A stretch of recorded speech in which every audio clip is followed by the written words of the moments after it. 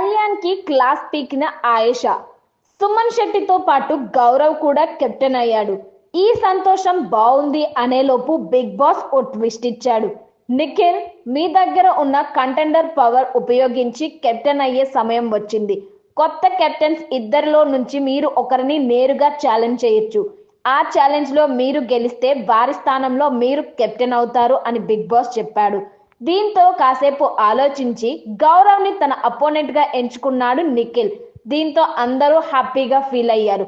ఎందుకంటే సుమన్ శెట్టితో కాకుండా తనకి ధీటుగా ఉండే గౌరవ్ తో పోటీ పడటానికి నిఖిల్ రెడీ అవ్వటం విశేషం. మరోవైపు డ్రెస్ ఐరన్ చేయడానికి హెల్ప్ చేద్దురు గాని రా అంటూ ఆయేషాని పిలిచాడు కళ్యాణ్.